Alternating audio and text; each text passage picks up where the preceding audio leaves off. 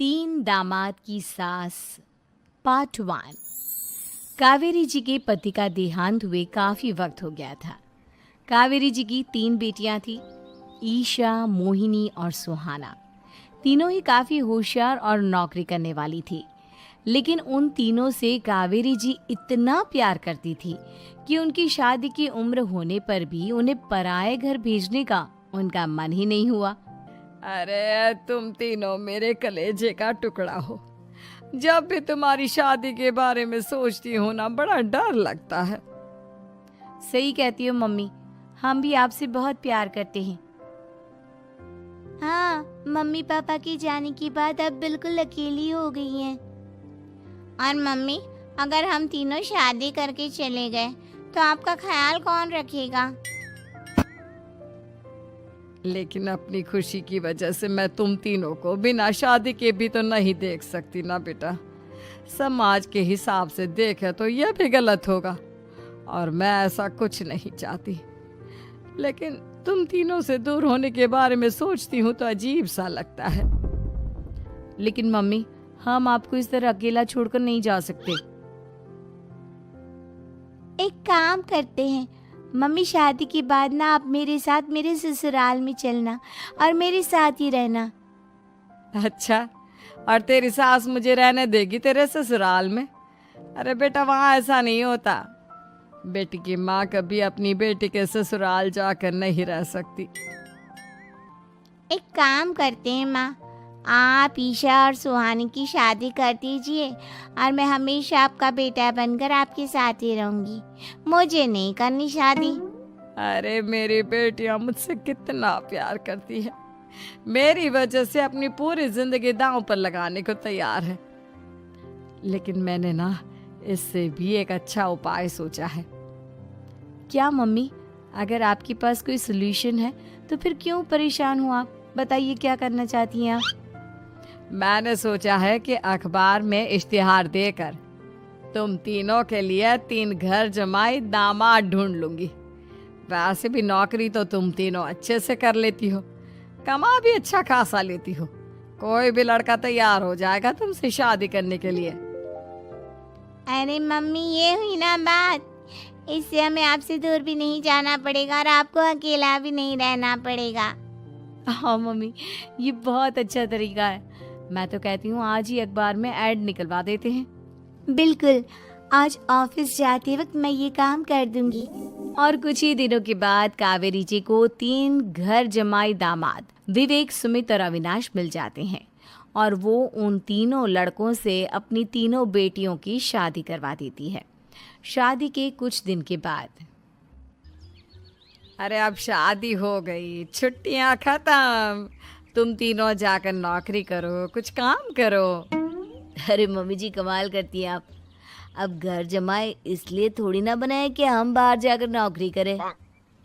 Mummy जी, मेरा तो घर जमाए बनने का मकसद ही यही था कि कमाने वाली बीवी मिल जाए। बाहर जाकर काम करने से तो मेरा दिल घबराता है। घर का कोई काम है तो बता दीजिए मुझे। अगर ऐसी बात है तो शाम का खाना बनाओ। मेरी बेटियां नौकरी से थकी हारी आती है, अब नौकरी नहीं कर सकते तो कोई बात नहीं, घर का काम करो तुम लोग। मैं तो घर का काम करने में बहुत खुश हूँ। बस ये बाहर धूप में निकलना, रास्ते में जाना, नौकरी करना, ये सब मुझसे नहीं होता। बिल्कुल ठीक कह रहा है सुमित। अरे गर्मी में, बारिश में, सर्दी में घर से निकल कर जाना और उधर बॉस की चिक चिक सुनना, इससे बढ़िया तो ये है कि मैं घर में झाड़ू पोछा कर लूँ। ठीक है, फिर तुम झाड़ू पोछा करना। अविनाश शाम का खाना बनाएगा और विवेक तुम सुबह का नाश्ता और खाना बनाओगे। मेरे तीनों दामाद घर संभालेंगे और बेटियां नौकरी करेंगी। अगले दिन सुबह के वक्त, मम्मी मुझे ऑफिस के लिए देर हो रही है, नाश्ता चाहिए। अरे उस विवेक से कहा तो था कि सुबह का नाश्ता उसे उठकर बनाना है। अभी जाकर देखती हूँ क्या कर रहा है विवेक। अभी तक सोया हुआ है क्या? सुबह के 10 बज गए हैं। सोने दीजिए ना मम्मी जी, क्या हमेशा हिटलर की तरह हाथ में डंडा लेकर खड़ी रहती हैं? मैंने कहा सीधे उठकर खड़े हो जाओ और जाकर नाश्ता बनाओ। लेकिन मम्मी जी, बिस्तर में से निकलते ही कोई नाश्ता कैसे बनाएगा? 2 मिनट, वॉशरूम जाकर आता हूँ। बिल्कुल नहीं, सीधे रसोई में पहुंचो। मेरी बेटी को ऑफिस जाने में देर हो रही है।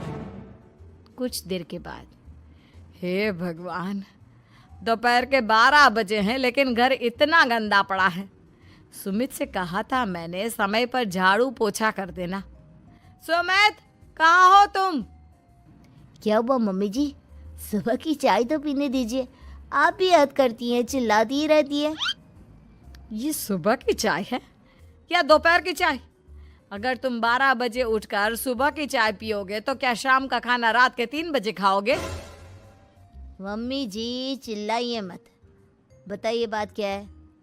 अरे 12 बज चुके हैं, अभी तक झाड़ू पोछा नहीं हुआ। घर में देखो कितनी गंदगी है। अच्छा, तो आप इसलिए परेशान हैं। वो क्या है ना मम्मी जी, आज मेरे हाथ में दर्द हो रहा है। रात को उल्टी करवट से सो गया था, हाथ हिलाया भी नहीं जा रहा। कौन से हाथ में दर्द है दामाद जी? इस सीधे हाथ में मम्मी जी, हाथ हिल भी नहीं रहा है। विवेक, सुन लिया तुमने?